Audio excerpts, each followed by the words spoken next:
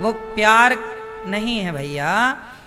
कहा घनश्याम ने उद्धव से वृंदावन जरा जाना, वहां की गोपियों को ज्ञान का कुछ तत्व समझाना। विरह की वेदना में वे सदा बेचैन रहती हैं, तड़प कर आह भरती हैं और रो रो कर ये कहती हैं। गोपियां क्या कहती हैं? है प्रेम जगत में सार। इसलिए भगवान से प्रेम करो। प्रेम किसे कहते हैं? उदाहरण क्या है? जैसे मछली का पानी से प्रेम। आपका भी प्रेम है एक जन से, बताओ किससे? आप लोग भी प्रेम करते हैं एक, बताओ किससे? हैं? हाँ, आप लोग भी प्रेम करते हैं श्वासों से, ऑक्सीजन से। ऑक्सीजन आपको बंद कर दी जाए तो आप छटपटाने लग जाएंगे, तड़पने लग जाएंगे। फिर आपको कहा जाए जरा एक रसगुल्ला खा लीजिए, नहीं हमें ऑक्सीजन, नहीं नहीं रसगुल्ला, नहीं नहीं हमें ऑक्सीजन चाहिए। फिर कहा जाए नहीं अच्छा थोड़ा प्यार कर लो, कर लोगे? हैं? जीवन की पहली जरूरत है ऑक्सीजन, बाकी की जरूरतें बाद में। प्राण है तो सब है, इसलिए आप भी अपने प्राणों से प्यार करते हैं। इसलिए भगवान को क्या बोला गया? अच्छा ये बताओ, आप लोगों के पति कितने हैं? हैं? कितने? एक। ये भैया फिर सो गए, पानी पी के फिर सो गए, खाए पिए फिर सो गए। लो उठाए भी नहीं उठ रहे हैं। हाँ अरे चुप रहो, हाँ हमें सोने दो। सुनो मैया, कितने पति हैं आपके? हैं? ए झूठी मैया, कह रही हो एक पति है। आप लोग एक आरती गाती हो, उसमें कुछ और आप गाती हो। आप गाती हो तुम हो एक अगोचर, सबके प्राण पति पति पति। गोपियां भगवान से, भगवान का संदेशा लेकर जब उद्धव जी आए, मथुरा से आए, चले मथुरा से जब कुछ दूर वृंदावन निकट आया, वहीं से प्रेम ने अपना अनोखा रंग दिखलाया। बिटप झुक कर ये कहते हैं इधर आओ, इधर आओ। पपीहा कह रहा पी कहाँ, ये भी तो बतलाओ। जब उद्धव जी आए ना ब्रजमंडल में, माँ यशोदा से चर्चा हुई। पूरी रात कृष्ण की बातें करते करते गोपियों की गुजर गई। गोपियां एक पल के लिए और कोई बात ना करती, केवल भगवान की। ये प्रेम है, जहां भगवान के सिवा कोई और चर्चा ना हो। आप लोग जहां बैठती हो ना, वो पड़ोसन की और इसकी और उसकी चालू, भगवान काहे प्रपंच में पढ़ती हो मेरी माँ? जहां बैठो केवल भगवत चर्चा हो, केवल भगवान के बारे में बात करें हम, और किसी के बारे में क्या बात करें? किसी के और बारे में बात करने से क्या होगा? हमारा मन गंदा होगा। आप किसी लड़की के बारे में बात करने लग जाओ, आप किसी पुरुष के बारे में बात करने लग जाओ, तो तुरंत आपका मन विषय भोगों में चला जाएगा। क्योंकि आप जिसके बारे में बात करते हैं, जिसके बारे में सोचते हैं, आपका शरीर वैसे ही रिएक्ट करने लग जाता है, आपका मन उसी तरफ चंचल होता चला जाता है। बोलो हाँ। और जब मन भगवान में लगता है, बातें भगवान की, तो मन में स्थिरता आती है। आज मन चंचल क्यों है? क्योंकि हर जगह जहां आदमी बैठा है, मोबाइल खोला तो संसार की बातें। आप निरमा का ऐड देखोगे तो वहां भी एक लड़की खड़ी है, साबुन का ऐड देखोगे वहां भी एक लड़की खड़ी है। हर जगह लड़कियों को चिपका दिया गया है ताकि लड़कियों से मन हटे ही नहीं। इसीलिए छोरा दिन रात लड़कियों के बारे में सोचते हैं, क्योंकि हर जगह उन्हें वही वही दिखती है। कपड़ों की दुकान में जाओ तो लड़कियां खड़ी है, नहीं,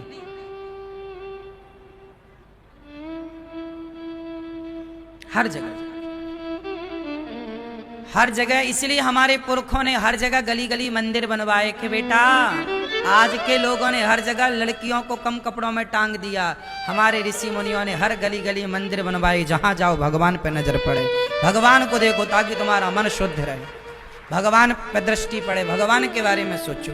इसलिए हर जगह मंदिर। व्यक्ति जैसा देखता है वैसा होता चला जाता है। भगवान का संदेशा उद्धव जी लाए, गोपियों से कहा, गोपियों रोती क्यों? गोपियों ने बड़ा उत्तर दिया कि देखो उद्धव, हमसे रोने का अधिकार तो ना छीनो। पूरी रात चर्चा होती रही, सवेरा हो गया, 6 महीने बीत गए। उद्धव जी आए, भगवान ने हृदय में दर्शन कराया, उद्धव जी का अभिमान समाप्त कर दिया गोपियों ने। अच्छा एक बात बताओ, भगवान को पाना है तो क्या मिटाना पड़ेगा? बिहारी जी जाते हो ना, एक पर्दा दिखता है बार बार, क्या ये पर्दा क्या है? जैसे बिहारी जी गए पर्दा, फिर हटा फिर लग गया, फिर हटा फिर, क्यों ये पर्दा काहे लगता है?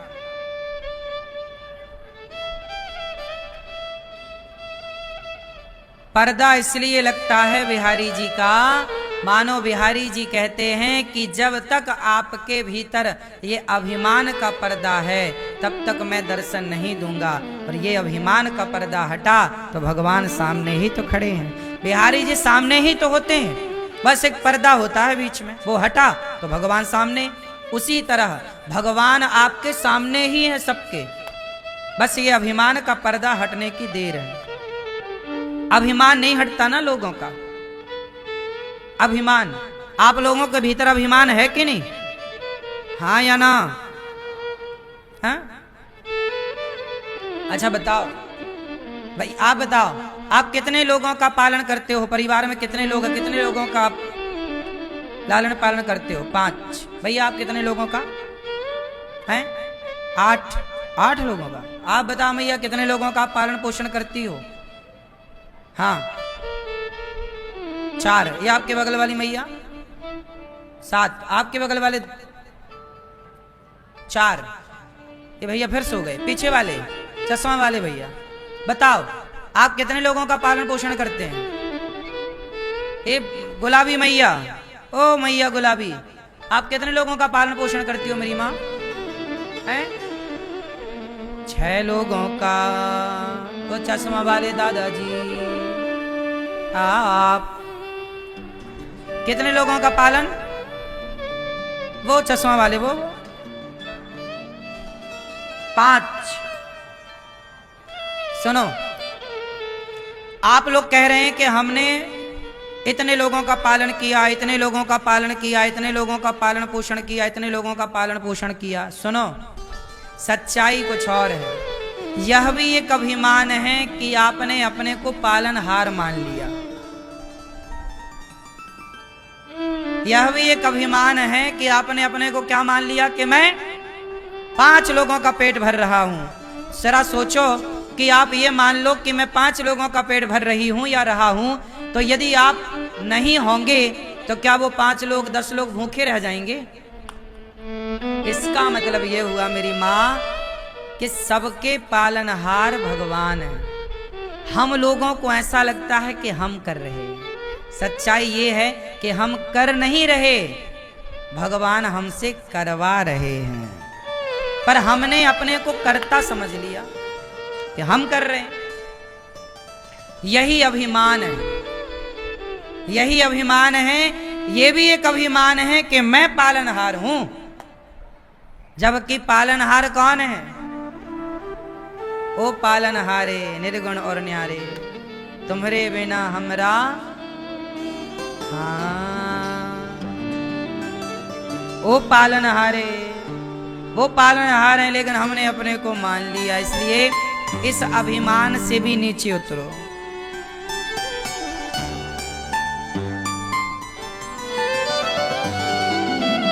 हाँ, ओ पालनहारे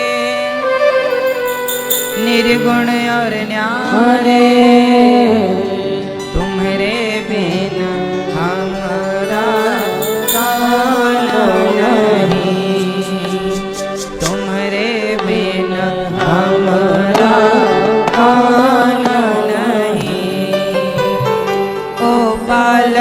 हारे, निर्गुण और न्यारे,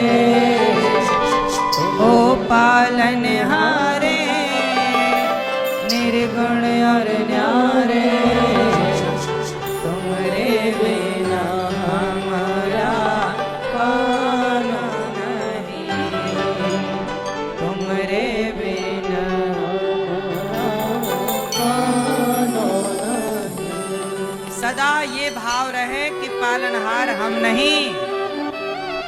यह भी एक अपराध है, यह भी एक पाप है कि हमने अपने को अभिमानवश पालनहार घोषित कर लिया।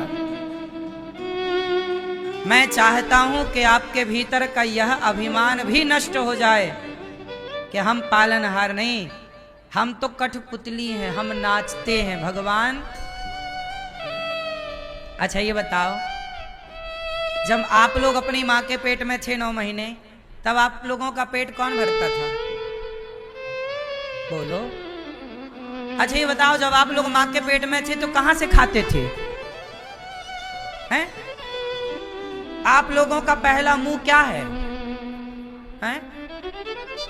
आप लोग जब माँ के पेट में थे ना तो नाभि से खाते थे। सबका पहला मुंह होता है नाभि। बच्चा पेट में होता है ना माँ के, कहां से खाता है? मुंह से नहीं खाता, ये नाभि से। नरा जोड़ा रहता ना माँ का खाया पिया। ये व्यवस्था किसकी थी साहब? तो बताओ, तुम 9 महीने तक तुम्हारा पालन किसने किया? फिर जब पैदा भये तो तुम्हारी माँ के आंचल में दूध किसने भरा? फिर तुम्हारे दांत किसने दिए? किसान खेत में बीज बोता है, फसल ना होए तो किसान क्या कर लेगा? इसका मतलब है कि जिस परमात्मा ने तुम्हें माँ के पेट में मरने नहीं दिया, उस भगवान ने माँ के पेट में तुम्हारा पालन किया, तो भरोसा उसी पे रखना, वो यहां भी तुम्हारा पालन करेगा। पालनहार वही है मेरी माँ, कोई और नहीं। अभिमान में ना रहो कि मैं कुछ हूं, अपने को जीरो मानो, जीरो। भगवान को हीरो मानो, हीरो। भगवान कौन है? हीरो। भगवान कौन? और हम जीरो। लेकिन आप लोग अपने को हीरो मान लेते हैं। अच्छा एक बात बताओ, हम लोगों की असलियत क्या है? हमारी हैसियत क्या है? हमारी हैसियत क्या है जरा बताओ इस संसार में। हम बता रहे हैं क्या है। सुनो, एक कुत्ता था।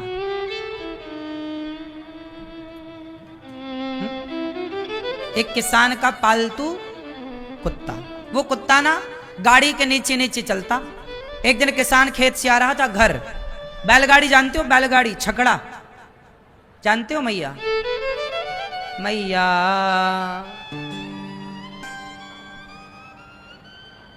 कि भैया सो रहे हैं क्या?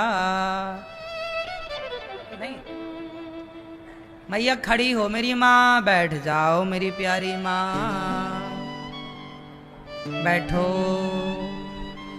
झोला वाली मैया एक झोला कथा सुन ली।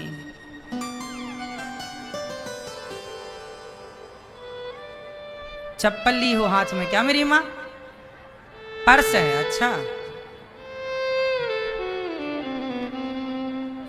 गुस्सा हो गई क्या मेरी माँ? जल्दी आना टाटा। सुनो, एक कुत्ता था किसान का, पालतू कुत्ता था। वो खेत से ना घर आता, फिर किसान जाता दूसरे दिन खेत तो कुत्ता भी जाता।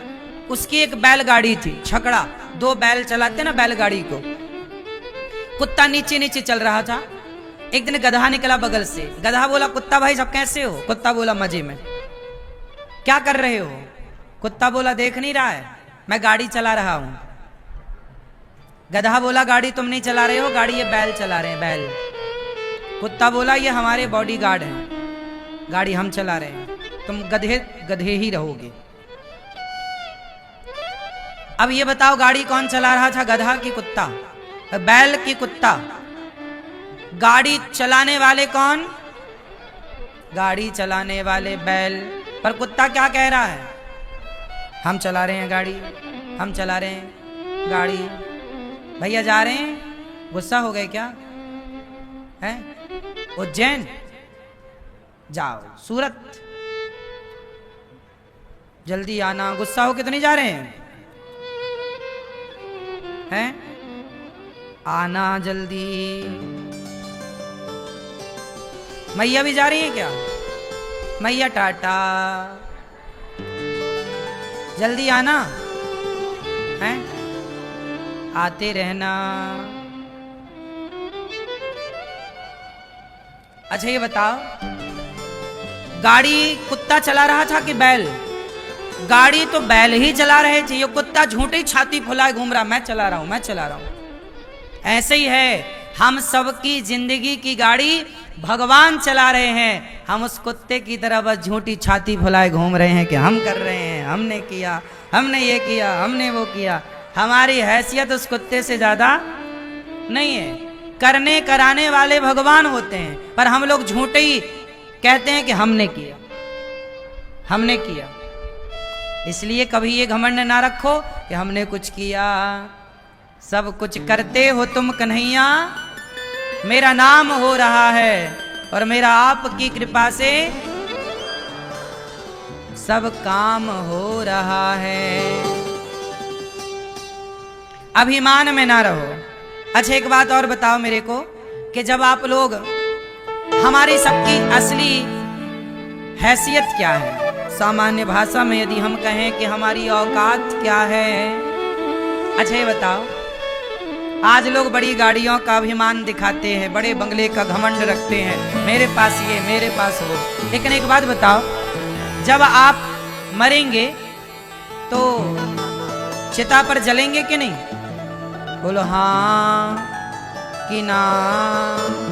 मैया क्या बोलती तू? जब हम मरेंगे तो कहाँ जलेंगे? चिता पर। चिता पर जलेंगे तो क्या बचेगी? हमारी राख। और राख ना एक 25-50 रुपया के घड़े में समा जाती है। बात सही है कि गलत है? अच्छा आप में से कितने लोगों की राख एक दिन घड़े में समा जाएगी? सबकी? तो फिर घमंड किस बात का है? हम एक दिन घड़े में आ जाएंगे मेरी माँ? बोलो हाँ कि ना? इसलिए ज्यादा बड़ी बातें नहीं, ज्यादा घमंड नहीं। ईश्वर ने जो दिया है वो घमंड के लिए नहीं दिया, सेवा के लिए दिया है। दिया है आपको आम, जब फलों से भरता है तो उसकी डालियां झुक जाती हैं। इसलिए पैसा पाए हो, पद प्रतिष्ठा मिली तो समाज की सेवा करो, अभिमान में ना खड़े रहो। क्योंकि हम सबका एक दिन यही हाल होना है कि हम राख बन के उड़ जाएंगे, इससे ज्यादा कुछ नहीं। एक छोटी सी घटना हमें याद आ गई कि देखो, जब बड़ी बातें लोग करते हैं तो अपमान कैसे करते हैं। एक डोली चली, एक अर्थी चली। यह एक सत्य घटना पर आधारित लाइनें हैं। ये इसमें कोई खड़े ना होइएगा, नाचने झूमने का भजन नहीं है, केवल आंखें खोलने का, समझने का। एक डोली चली, एक अर्थी चली, एक डोली चली, एक अर्थी चली। डोली अर्थी से कुछ यूं कहने लगी। डोली और अर्थी दोनों चली। एक गांव में एक लड़की का ब्याह हुआ, डोली पर चली। दूसरे गांव में एक महिला की मृत्यु हो गई, वो अर्थी पर चली। दोनों की भेंट एक चौराहे पर हुई। जब दोनों मिली तो डोली अर्थी ने, डोली ने अर्थी से कुछ यूं कहा। अर्थी बोली, डोली बोली, एक डोली चली, एक अर्थी चली। डोली अर्थी से कुछ यूं कहने लगी। क्या कहा? रास्ता तूने मेरा क्यों ये खोटा किया, सामने से चली जा तू ओ दिल जली। ए दिल जली, डोली ने अपमान किया अर्थी का। ए मैं ब्याह करके जा रही थी, घर बसाने जा रही थी, तू बीच में आ गई।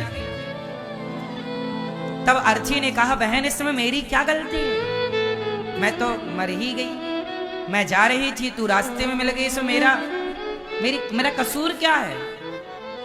बहन ज्यादा बड़े बोल ना बोल, आज यदि तू डोली पर बैठी है ना तो मैं भी कभी डोली पर बैठकर ही विदा होकर ससुराल गई, लेकिन आज मैं यदि अर्थी पर हूं तो ये याद रखना कि तुझे भी एक दिन इसी अर्थी पर चलना पड़ेगा। क्योंकि आप कितनी भी यात्राएं कर लो, लेकिन अंतिम यात्रा में सबको सम्मिलित होना पड़ेगा। आपकी सारी यात्राएं यात्रा है, लेकिन इन सभी यात्राओं के बाद एक यात्रा और होगी, जिस यात्रा में आपको सम्मिलित होना ही पड़ेगा और लेट कर सम्मिलित होना पड़ेगा। 4 लोग आपको उठाकर ले जा रहे होंगे, उस यात्रा का क्या नाम होता है? अंतिम यात्रा। वह जिंदगी की आखिरी यात्रा है। तब अर्थी ने जवाब दिया डोली को। क्या बात हुई दोनों की, जरा भजन के माध्यम से सुनिएगा। अर्थी बोली, डोली बोली, एक डोली चली एक अर्थी चली, डोली अर्थी से कुछ ना मनाओ। ठीक है, खुशियां तो कभी भी मना लो, लेकिन ये तो याद रखो कि हमारा नया कब। अब सोचो, आपको ये नहीं पता कि क्या आ गया, 2000 क्या आ गया, 82 आ गया। सोचो, अब लोगों को पता ही नहीं, आज के लड़कों को पता ही नहीं क्या आ गया। सबको पता है 2025 चल रहा है, 2082 में है हम, दुनिया 2025 में है और हम 2082 82। ये सनातन है, कोई पार नहीं पा सकता। हमारे यहां तारीख से नहीं चलता, तिथि से चलता है। क्या चलता है? तिथि। फरवरी 28 की होती है, हमारे यहाँ कोई महीना 28 का नहीं होता। हिंदी सनातन में हमारे यहाँ सारे महीने 30 दिन के होते हैं, इसलिए हर 15 दिन में पूर्णिमा आती है। अमावस्या, जैसे आज अमावस्या है, फिर क्या आएगी 15 दिन बाद? 15 दिन बाद अमावस्या मतलब आधा महीना, 15 दिन बाद पूर्णिमा मतलब महीना पूरा। पंचांग के हिसाब से आज 30वीं तिथि मानी जाती है, आज 30वीं तिथि अमावस्या को। पूर्णिमा में महीना पूरा हो गया। फिर जैसे चैत्र पूरा हुआ तो पूर्णिमा के बाद क्या चालू हो जाएगा? वैशाख। महीना कब पूरा हुआ? आज बच्चों को हिंदी के महीने याद नहीं है, चैत्र वैशाख जेठ आषाढ़ सावन भादो कुंवर कार्तिक अघन पूस माह फागुन, ये सब याद नहीं रहते। जनवरी फरवरी सबको याद। थोड़ा अपनी संस्कृति को जानो। जैसे आपके दादी दादा की पुण्यतिथि कब मनाते हैं आप लोग? तारीख से नहीं मनाई जाती, तिथि से। इसलिए हमारे यहाँ तिथि आती है। दादाजी कब मरे, दादी जी की मृत्यु कब हुई, वो तारीख नहीं चलती। हमारे यहाँ कोई भी शुभ कार्य होता है तो तिथि से होता है, इसलिए अपने पूर्वजों की तिथि याद रखा करो। तिथि बहुत जरूरी है, तिथि से सब काम होता हमारे यहाँ। ठीक है, तो हमारा नया वर्ष कल से राम कथा होगी यहाँ पर। 9 दिन की बढ़िया राम कथा।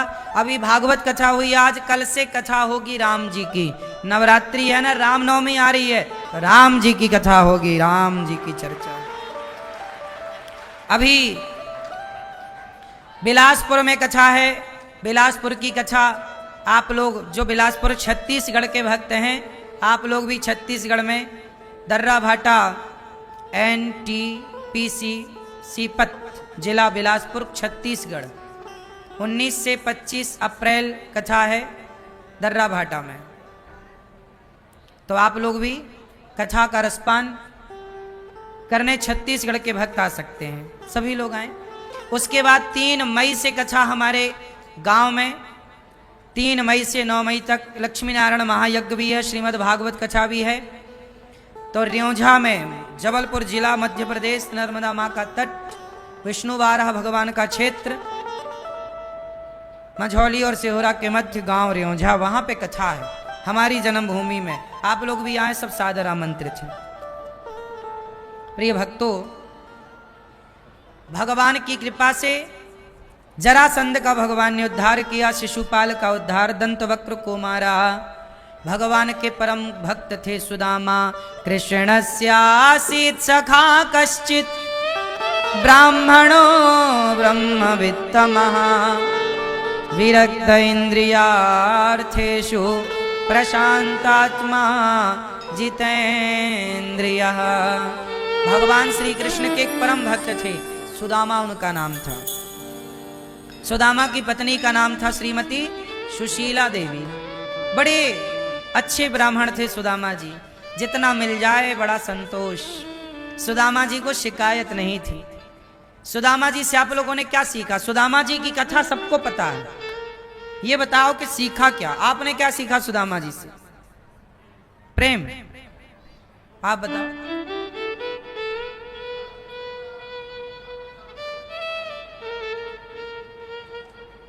सुदामा जी क्या सिखाते हैं?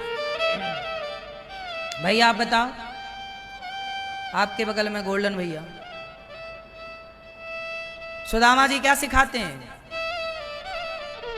हैं? प्रेम।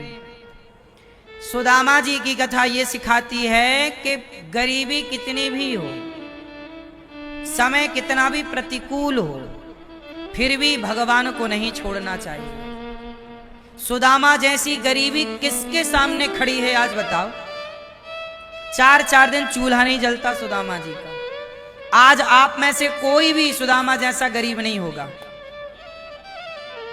लेकिन इतने गरीबी पर भी सुदामा जी ने किसी से कुछ नहीं चाहा। कृष्ण के पास गए तो लेने नहीं गए, 4 मुट्ठी चावल देने गए। सुदामा जी ये समझाते हैं समाज को कि गरीबी अमीरी तो हमारे भाग्य का खेल है, कर्मों का दंड है, लेकिन भगवान से कुछ लालच नहीं करनी चाहिए कि भगवान हमें ये दे दें।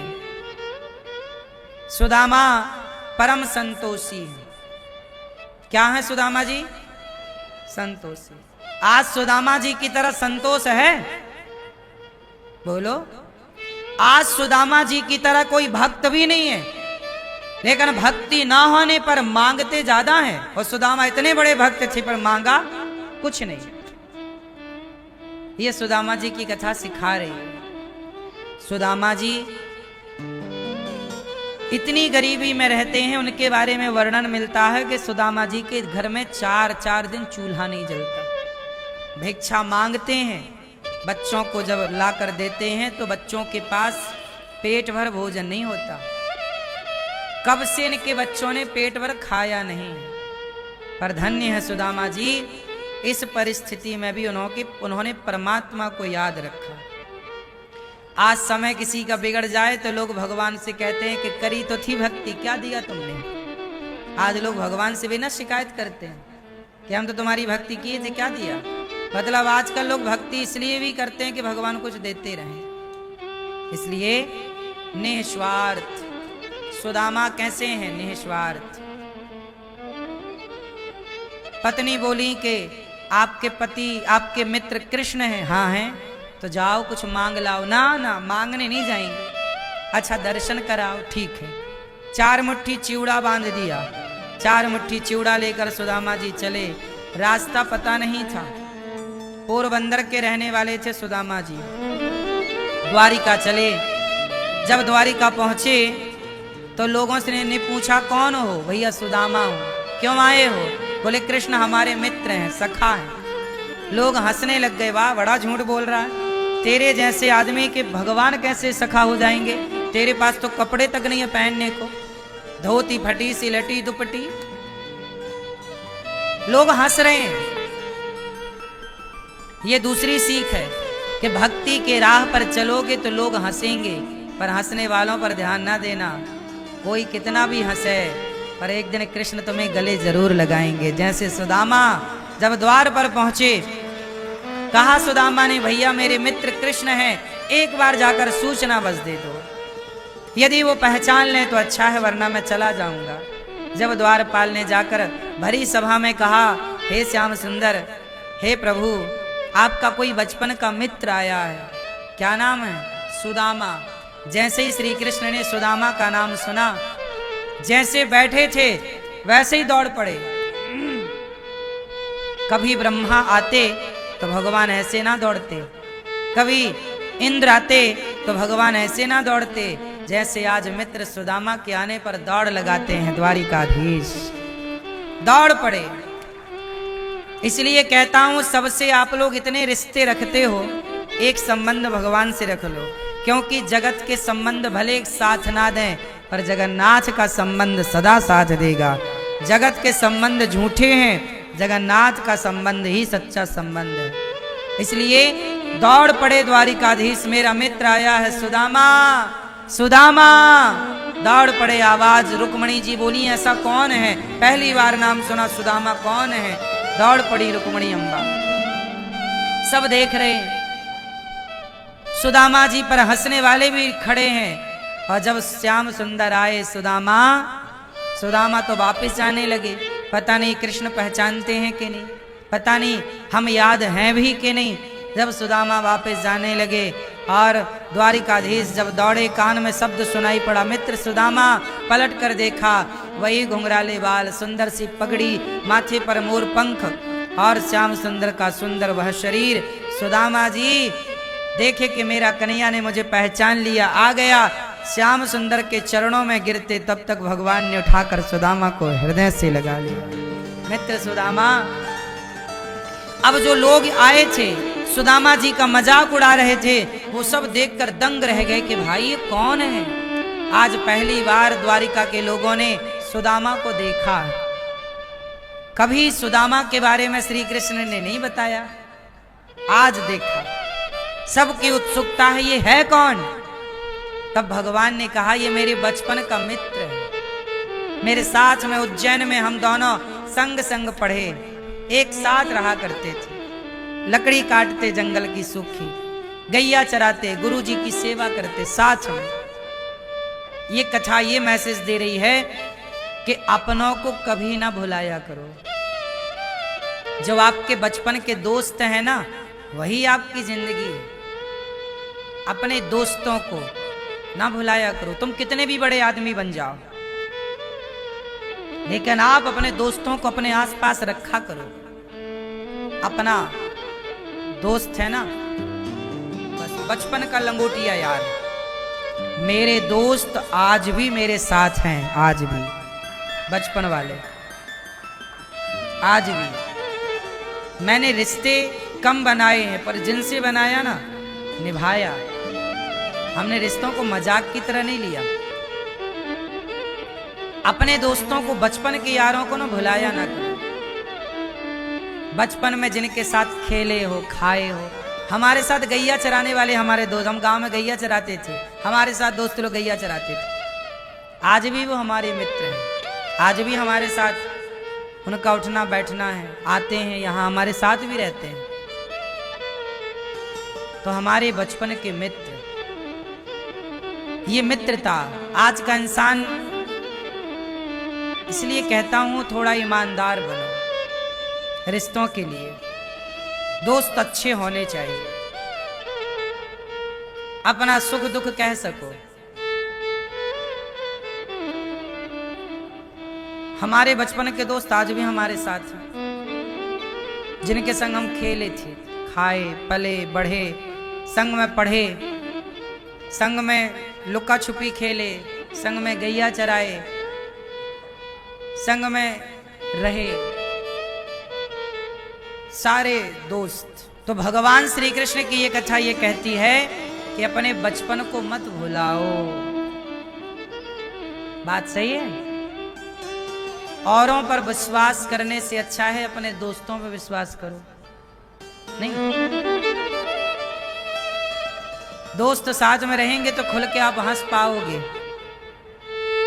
खिलखिला पाओगे, हर अच्छी बुरी बात कह पाओगे। सुदामा को गले लगाया है, अपनी सिंहासन पर। देखो, कोई गरीब नहीं होता भाई। कभी किसी गरीब का अपमान ना कर देना कि यार तू तो गरीब है, नहीं। ये तो देखो समय है, आज आपका अच्छा समय है। किसी का जो आपके साथ में पढ़े लिखे थे, आज जो आपके बेस्ट फ्रेंड थे, आज उनका समय अच्छा नहीं है, तो हम सब साथ दें उनका। समय बनता बिगड़ता रहता है, समय किसी के बाप की बफौती नहीं होती। आज जिनका समय अच्छा है उनका कल समय बुरा था, आज अच्छा है, कल कैसा होगा ईश्वर जाने। इसलिए समय कभी किसी के समय पर हंसना मत, यार तेरा ये समय नहीं, नहीं कभी मत हंसो। सुदामा को भगवान ने सिंहासन पर बिठाया, कहा भाभी जी ने क्या दिया है, पोटरी छिपाने लगे। सुदामा जी की छीन ली पोटरी, भाभी ने ये चिवड़ा भेजा है। पहली मुट्ठी उठाई, द्वारिकाधीश ने खाई। जब एक मुट्ठी चिवड़ा खाए, विश्वकर्मा को बुलाए, विश्वकर्मा आओ, मैंने भक्त का एक मुट्ठी दाना खाया, मैं ऋणी हो गया, जाओ सोने का महल बनाकर ऋण चुकाओ सुदामा का, जाओ। एक मुट्ठी चिवड़ा खाकर, एक मुट्ठी चावल खाकर द्वारिकाधीश क्या कह रहे हैं, मैं मित्र का ऋणी हो गया। वाह, इतना सम्मान दे रहे हैं कि नहीं, फिर भी क्या कह रहे हैं कि मैं अपने मित्र का ऋणी हूं। यही भगवान का बड़प्पन है, यही भगवान की भगवत्ता है। वरना आज का आदमी तो जरा पैसे पाए तो पहचाने भी ना। आज का कृष्ण होता तो अपने सुदामा को कभी ना पहचानता। आज किसी को दौलत मिल जाए तो कहां कोई भटकने भी नहीं दे रहा आसपास। लेकिन भगवान आपको ये व्यवहार कुशलता सिखा रहे हैं कि आप गरीबों को भी पहचाने। किसको पहचाने? गरीबों को। गरीबों की सुनो, वो तुम्हारी सुनेगा। तुम 1 रुपया दोगे, वो 10 लाख देगा। सुना ये गीत?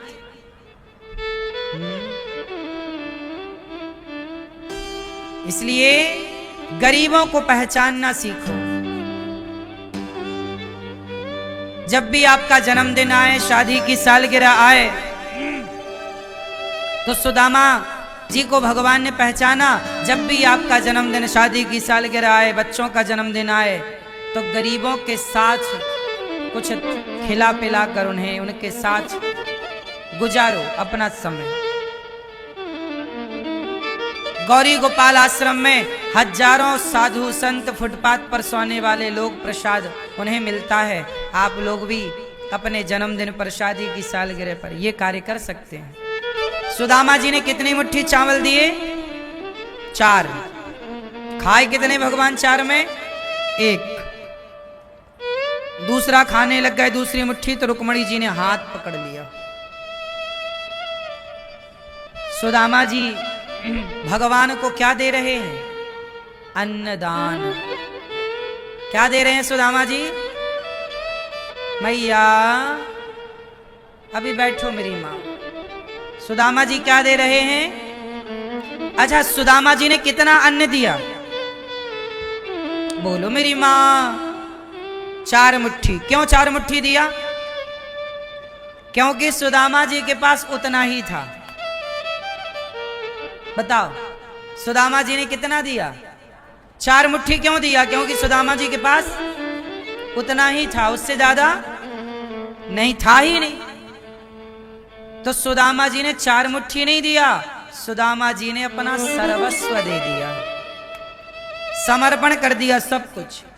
उसी तरह जब भक्त भगवान के चरणों में आत्म समर्पण कर देता है, जब आप अपना सब कुछ भगवान को सौंप देंगे, तो भगवान भी अपना सब कुछ भक्त को सौंप देंगे।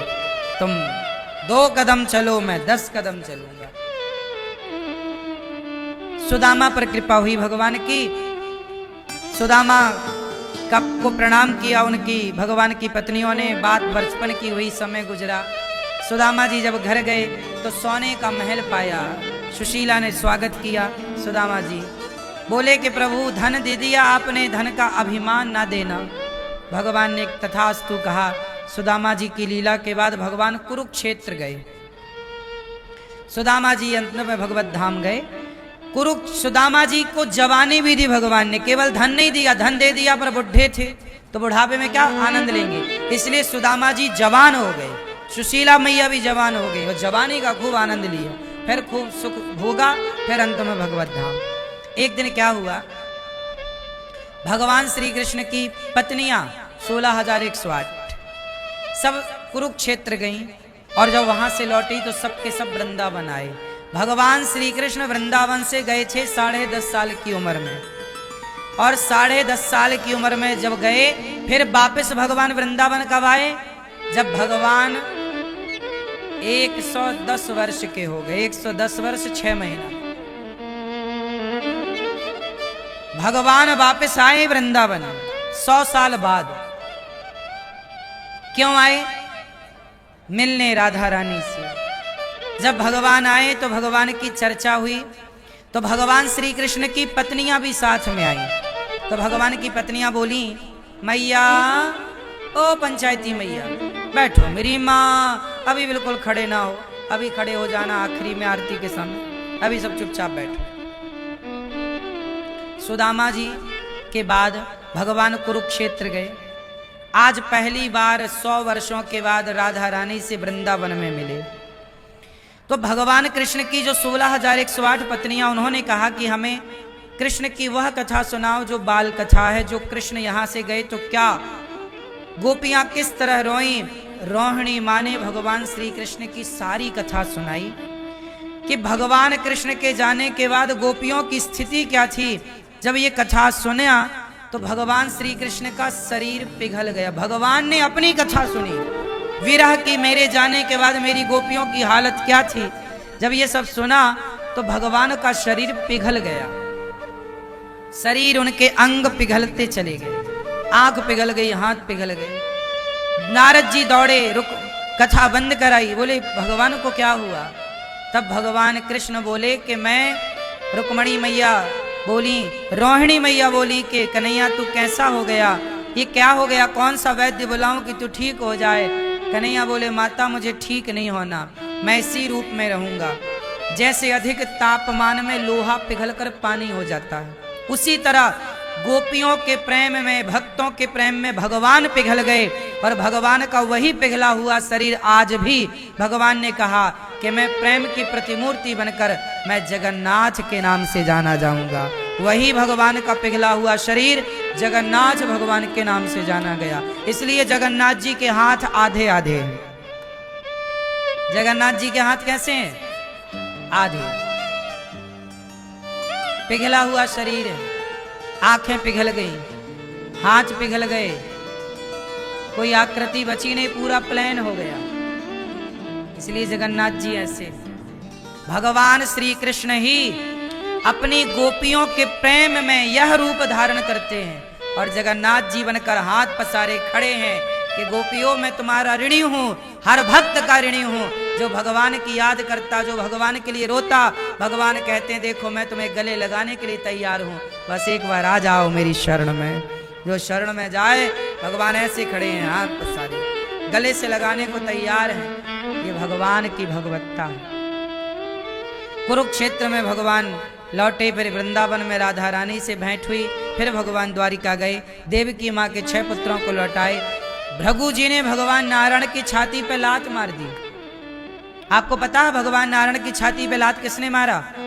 आपके गोपाल जी के छाती पर भी लात का निशान है, चरण का ध्यान से देखना, वो चरण भृगु जी के हैं। एक बार भृगु जी ने लात मार दी भगवान को, पर धन्य है भगवान, जब लात पड़ी तो भगवान ने भृगु जी के चरण पकड़ के कहा, भृगु जी मेरी छाती बड़ी कठोर है, आपके चरण बड़े कोमल हैं, कहीं चोट तो नहीं आई आपके चरणों में? देखो ये भगवान बड़े दयालु हैं। कोई कितना भी बड़ा पापी हो, भगवान की शरण में जाए तो सही। भृगु जी पर कृपा की। भगवान के पुत्र हुए हैं प्रद्युम्न, फिर अनिरुद्ध। भगवान के पुत्र हुए हैं सांब।